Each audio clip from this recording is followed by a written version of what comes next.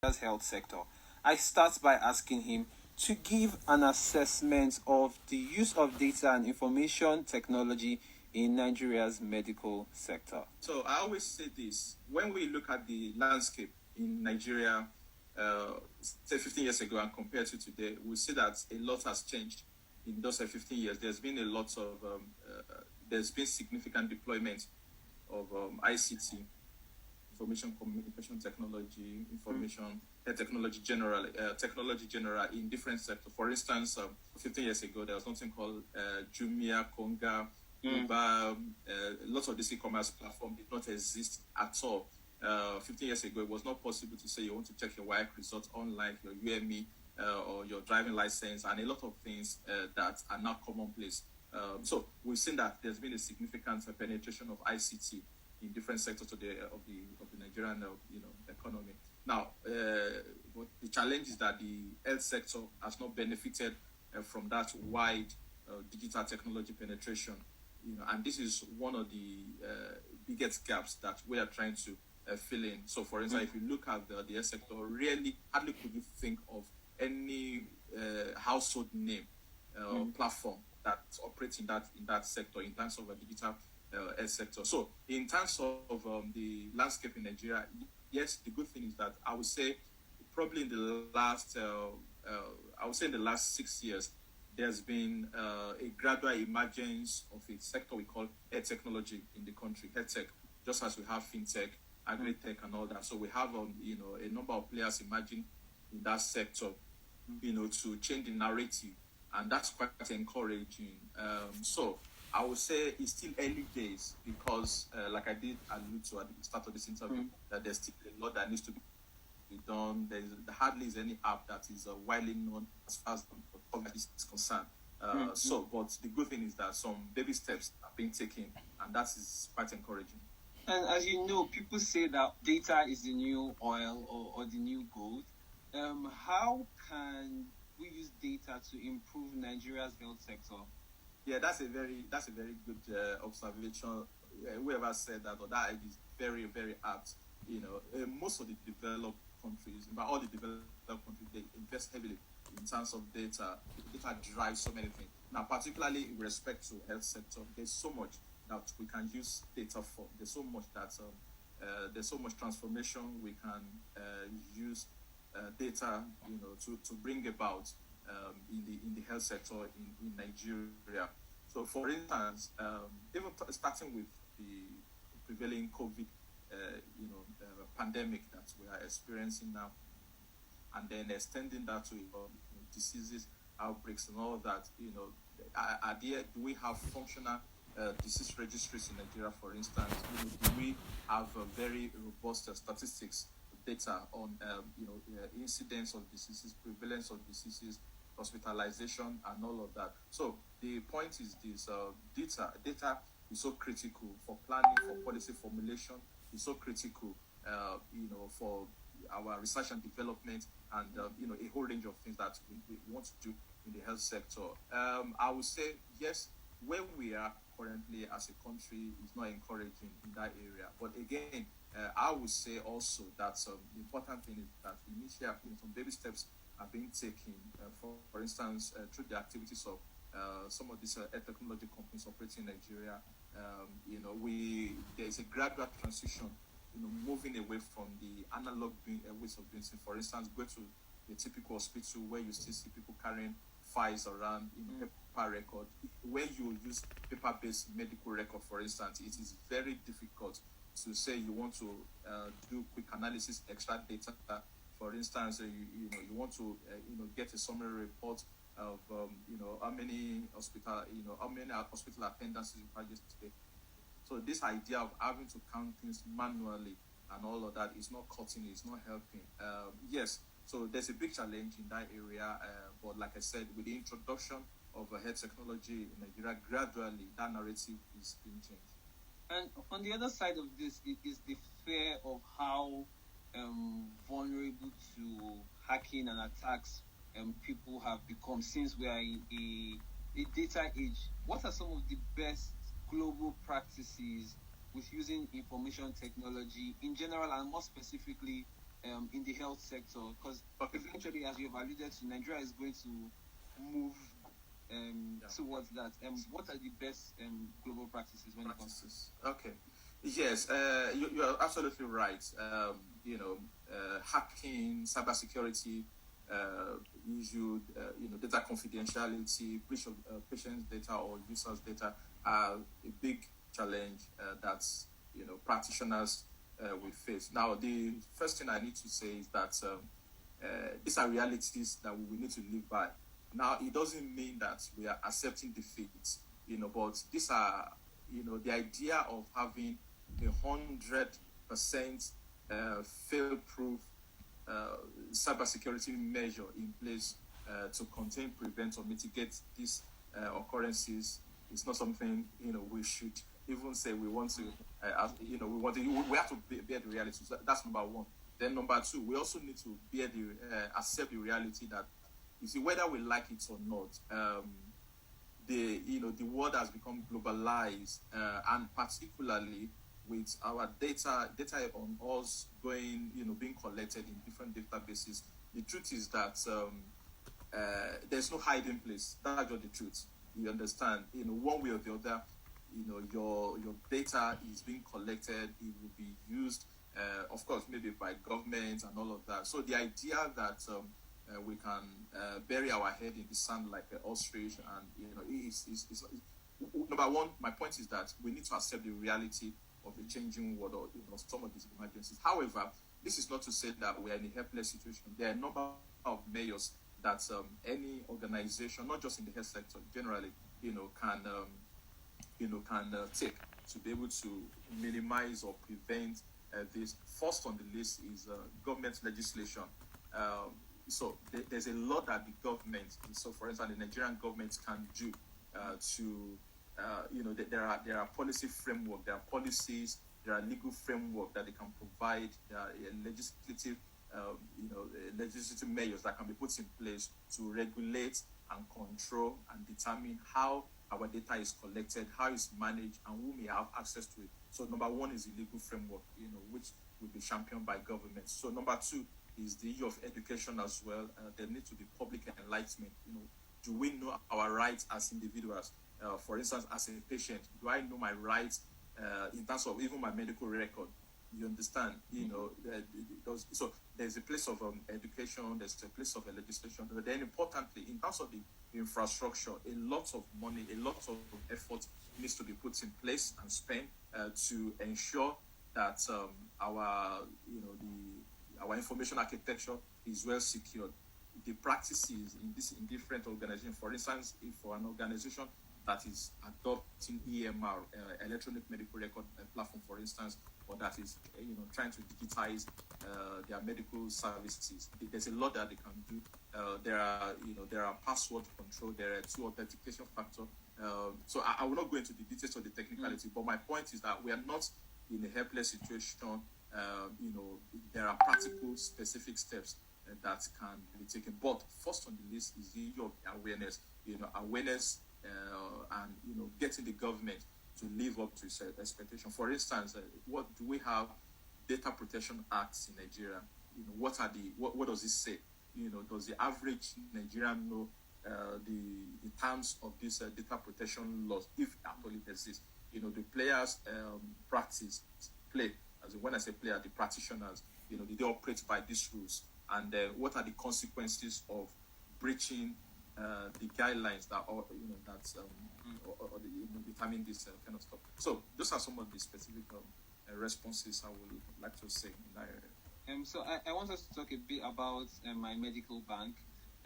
Why was this started? What inspired it? How is it going so far? And what are the challenges? So let me start with how MyMedicalBank started. In 2015, I was in the UK then, and then I heard the news that my mom's health had deteriorated. So I had to travel down with my family to see her.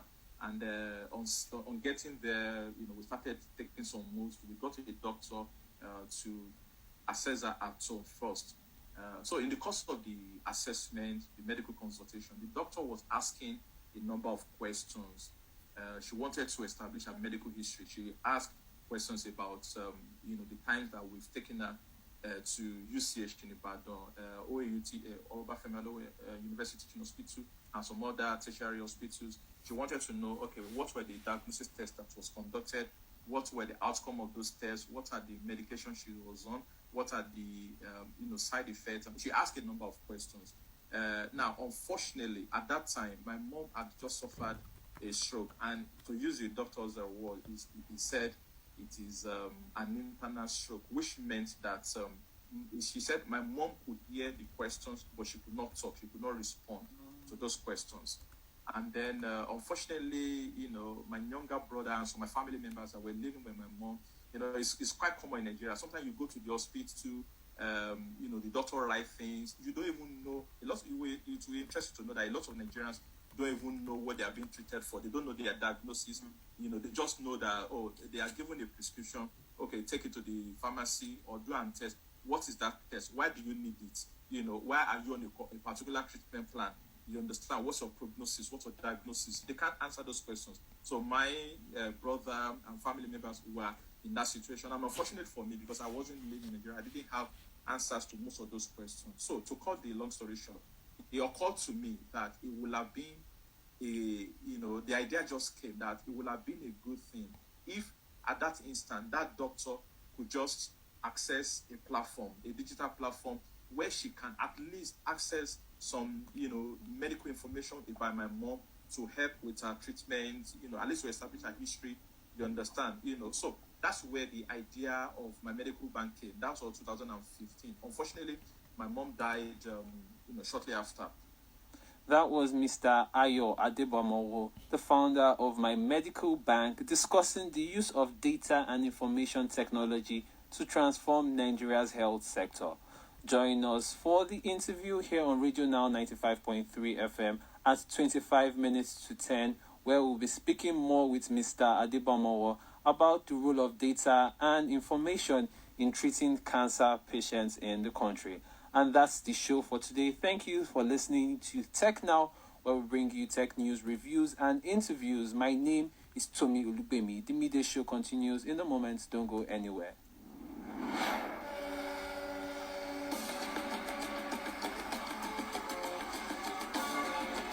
We are Radio Now, 95.3 FM Lagos. We go beyond the news.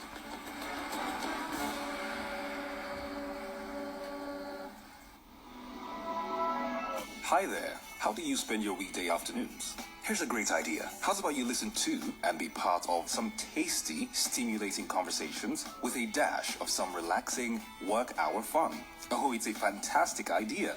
Join me, David Chiedu, every weekday as we hit the fast lane together on Now Express. Now Express. Mondays through Fridays on Radio Now 95.3 FM Lagos. My name is Joyce Daniels. We're in a time where it has become necessary to stand together as one, put our ethnic biases aside, and work toward building a country we can all be proud of. So have you decided to be a patriot? Arise, O compatriots, and fight against tribalism. Stay connected to Radio Now on the air on 95.3 FM Lagos and online on www.thisisradionow.com.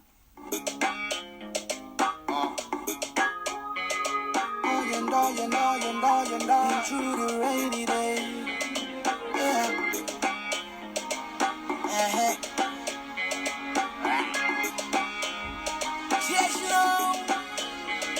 I put on my name, say this life won't be the same. We have in Nigeria. Before I answer that question, let me just flip that.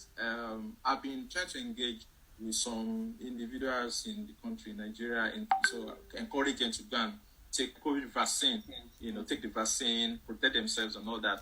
And then they said they have not taken it. I said, why have you not taken it? They said, we don't know where to take it. They heard that, they are taking it there somewhere. they went there. When they got to the hospital, one of the government hospitals, the hospital said, no, vaccination here. Then some said, oh, they heard that people that have taken the COVID vaccine are reacting badly. All of this boil down to one thing: information. How accessible is information about COVID vaccination in Nigeria? How accessible is information to counter the various misinformation that is circulating around? Now, the same thing applies to cancer. That's why I'm going to yielded a very great result. The effort was to create some cancer, what we call some cancer registries at subnational levels, at regional levels. But the question is this: when you go to the website, how are you able to get the information? The answer is poor. You get my point? You understand? Yes. So I'm saying this with respect. Yeah, just so I allude to the fact that the same way the average person in Nigeria is unable to access some very vital information about health services. I use coronavirus as an example. The same thing applies to cancer. The same thing applies to stroke and a number of other diseases. So that's the current challenge. And again, that's part of some of the initiatives that organizations like ours, are trying to, the narrative that we are trying to change. I mean, if you ask me that same question in the UK now, I can easily give you the answer, even to a large extent in Europe, because this information is easily accessible. You understand? It's not something yet. So that's the challenge we have. But I believe that the story will change. Thank you. Hopefully, amen. Because it's urgent. It's very urgent. And so for people who are currently living with cancer in Nigeria, cancer is a very, very tricky disease in the sense that there's literally no cure for it, and even with chemo, a lot of the times it's 50-50. And so do you think that the Nigerian health sector as it stands is doing enough in terms of caring for people living with cancer? The answer is an emphatic no. It's not, they're not doing it, they're not doing it. Because I've operated in this sector, cancer informatics, running with data and all of that for years now, about 12 years in that area. I know Nigeria is not doing enough. There's a lot more that needs to be done. So first, let me walk through the journey quickly, how these things operate. It is true that many people don't survive cancer, but it is not automatic that cancer diagnosis is a death sentence. People do survive it, but the operative or the key word is early diagnosis. As long as the cancer can be diagnosed on time, the relevant health interventions can be taken. So the first challenge we have is that there's late diagnosis. A lot of patients present very late, in Nigeria. So the countries that have been able to manage it successfully, how have they been able to do it? Let me use the United Kingdom as an example. Prior to the start of this millennium, before year 2000, in the up to the 90s, UK happens to be one of the countries that fare badly in the area of cancer treatment and survival. The survival rate for cancer patients was very low in UK compared to the rest of Western Europe. Okay, so what did the government do? They took up a number of initiatives, and I believe that if that same template can be applied in any country, they will, they will change the narrative. So what did they do? Number one, they came up with some guidelines and policy framework that requires that any doctor who sees a patient and suspects cancer, that patient needs to be referred urgently to a consultant in the hospital. And when the consultant receives the referral, they must see the patient within 14 days, so that they can begin investigations. That's the first step. So referral to the first appointment has to happen within 14 days, 2 weeks.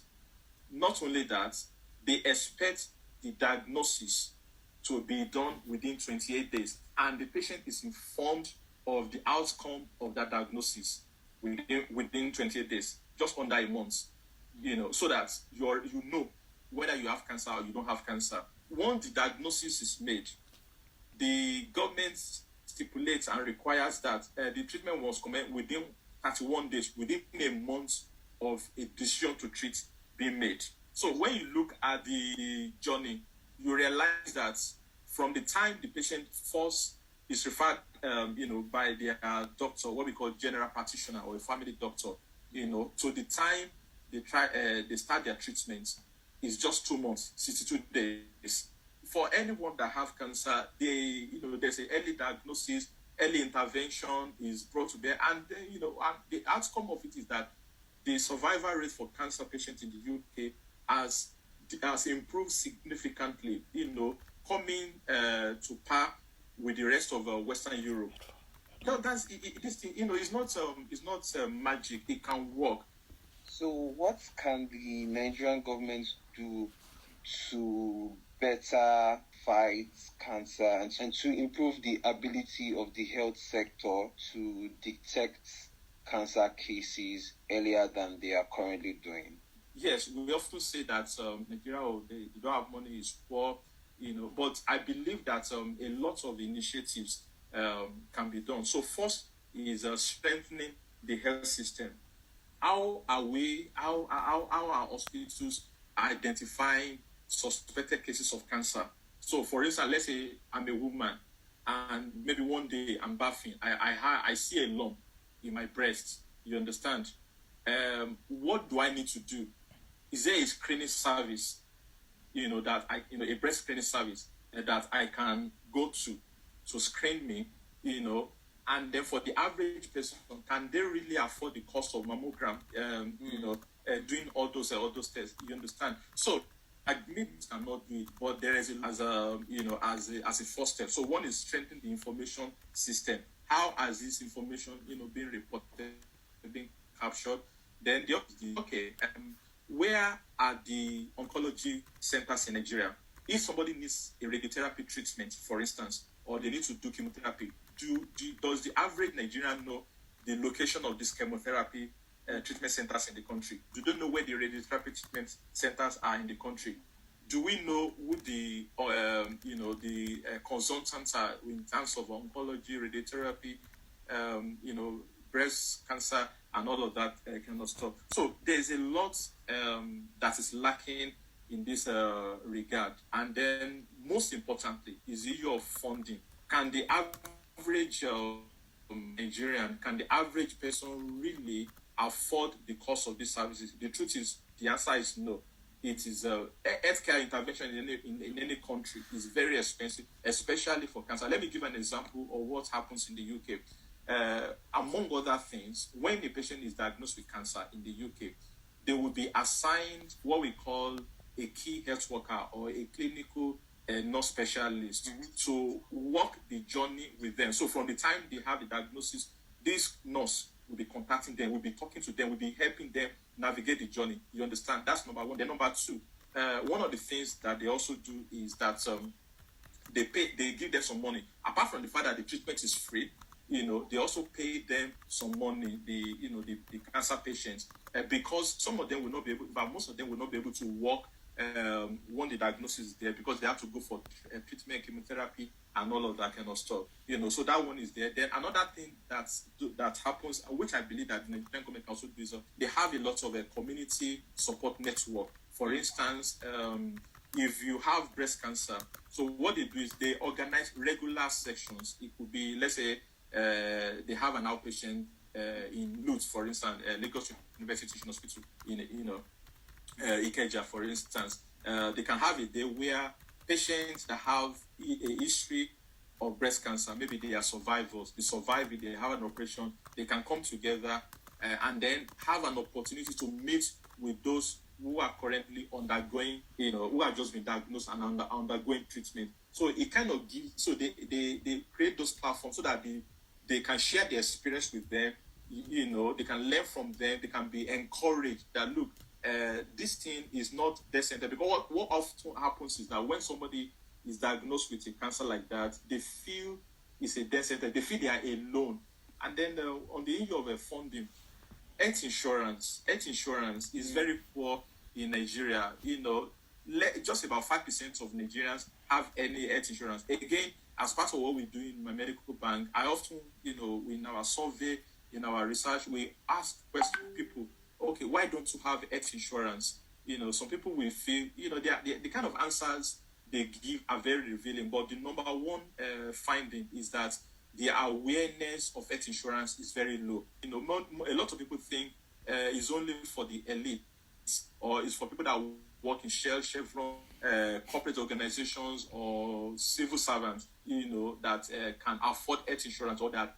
Over the course of researching for this interview, my producer spoke to a pharmacist who said that many clinicians do not really have time for research and information, right? And I'm wondering if there needs to be a collaboration between clinicians and health information managers to solve this problem. And how does it work? And what does that look like? Okay. No, brilliant. You are absolutely right. Now, it will interest you to know. Okay, let me, because there's a lot of lessons we can learn from countries that have gotten it right. So let me use an example from the United Kingdom. So first is that what the government has done there is that all the hospitals, the government hospitals, what we call public hospitals, come under the umbrella of NHS, National Health Service. So it's one organization like that, different hospitals. So that's number one. Now within the NHS, there are different departments. Let me use that word. One of the most important is the information team, the information management team. In terms of the collaboration, it will interest you to know. I'm sure the public and my listeners, will see a lot of data that is constantly shunned out, especially during this pandemic. Yes. We hear that the number of COVID has grown to 1,000 increase in Brazil, 3,000 have died, 200 have been discharged, etc., etc. How does that data come about?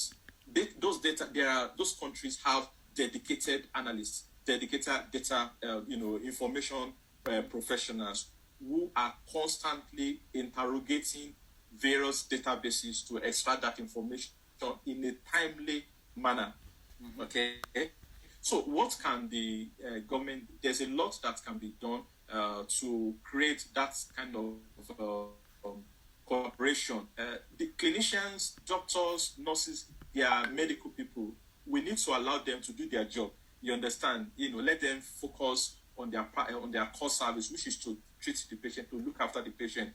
So one of the things that the government can do is to encourage the emergence and the promotion of health informatics. Computer-driven, system-driven health informatics practice.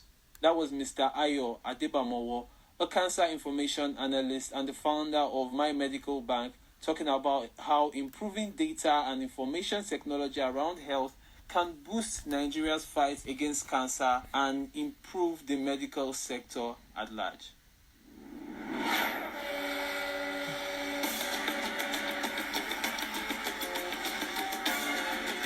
We are RadioNow 95.3 FM Lagos. We go beyond the news.